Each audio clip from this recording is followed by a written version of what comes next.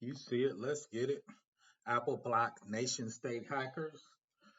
If you're familiar, that's the Pegasus symbol, which is Israel's number one nation state hacking group. They had a beautiful no-click malware, and once they email it to you, it's going to take over your phone anyway. Apple put some new features on the new Apple iPhone to block that. So let's go over the quick article.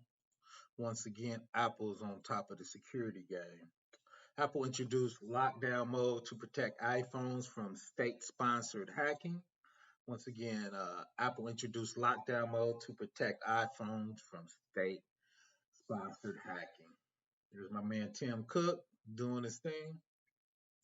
Apple announced a few new features on iPhone called lockdown mode on Wednesday to protect high-profile users such as politicians, activists against state-sponsored hackers. Lockdown mode turns off several features on the iPhone in order to make it less vulnerable to spyware by significantly reducing the number of features that an attacker can access and potentially hack. So that's the downfall of it. I do a lot of federal work, and there's a lot of other federal uh, programs that do the same thing with that. When you cut them on, they cut off your camera, your microphone, right? So you got to give a little bit to get some.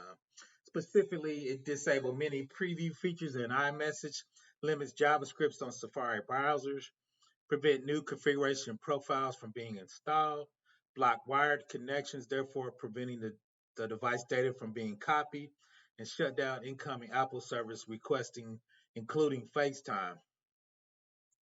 The tech giant will pay up to $2 million to researchers who find a security file in lockdown mode. So all y'all red team guys, y'all better get on it. They paying up to $2 million if anybody finds a security file in lockdown mode. The announcement comes months after revelations that state-sponsored hackers had the ability to hack recent model iPhones with the zero-click attack distributed through text messages. We just talked a little bit about that before.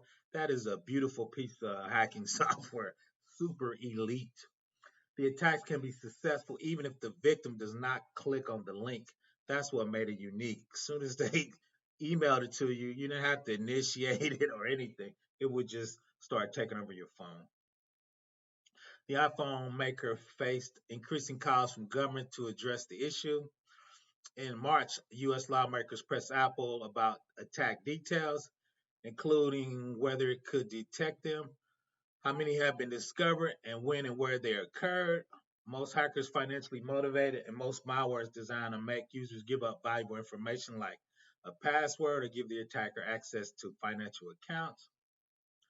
But state sponsors attack lockdown modes or targetings are different.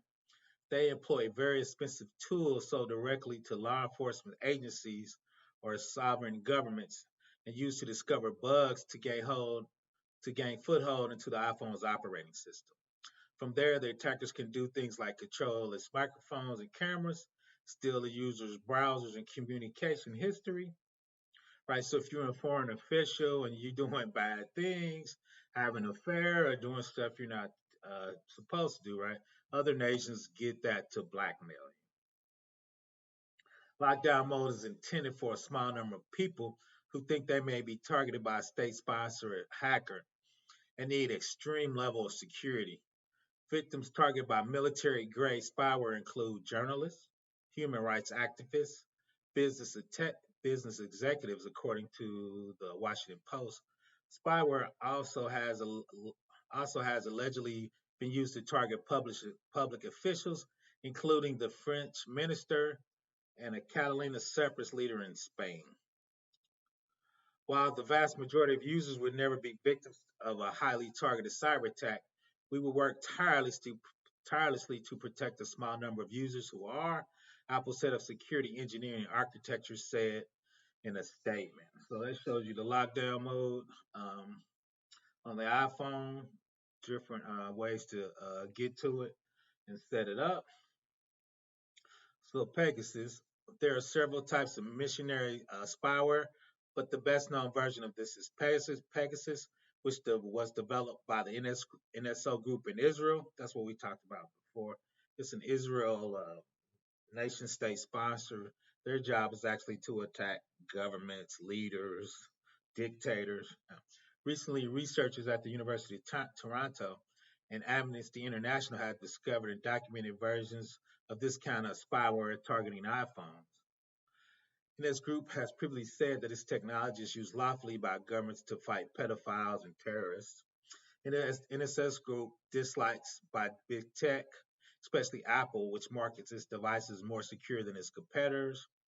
Apple sued NSO Group last year. I did a video of that. I actually read the affidavit saying that it is malicious and that it damaged Apple's business. Facebook parent Meta is also suing NSO Group over allegedly efforts to hack WhatsApp. I think a lot of people forget Facebook/Meta on WhatsApp, which probably is the most secure messaging app. Last November, the U.S. Commerce Department blacklisted NSO Group, preventing U.S. companies from working with it. One of its strongest measures the United States government can take to strike at a foreign company. All right, so the United States government said you cannot do business with the NSO Group. Still, they hacking software and software is second to none. Apple said the vast majority of 1 billion iPhone users will never be targeted. Mercenary spyware like Pegasus can cost hundreds of millions of dollars. Apple says so the tools are valuable and only used to target a small number of users. Once new versions of spyware are discovered, Apple patches the bugs that they use, making the original exploits ineffective and forcing vendors like the NSO Group to reconfigure how their tool works. Right? So it's a cat and mouse game. NSO Group finds the hole, Apple figures out and patches it, right? So hopefully you keep patching and patching it. Hopefully one day there wouldn't be holes in your operating system. The problem with that, what is new features come out, new things we want to try, and in those new things, what? There are bugs. Lockdown mode will not be on by default, but can be turned on from the inside of iPhone settings with a single tap, Apple said. It would also be available for iPads and Macs. The new features will be available for testing on a beta version of iOS this week before it planned a wide release this fall. So I believe the big governments already have it, right? I think Apple's testing it and rolling it out and, making sure it's ready for prime time. The cool thing is, once again, the tech giant will pay up to $2 million if you find a security flaw in that software. So I guess we need to get the tech bros together and start trying to get some of this $2 million from the lockdown mode. But once again, Apple is actually at the top of the security game for PCs, phones. They're just a very sophisticated and security conscious company. I actually don't own an Apple. I might get one now. I've been thinking about it. Once again, Professor Black Ops, cybersecurity for the people. Apple block nation state hackers. Shout out to Apple for being on top of the security game.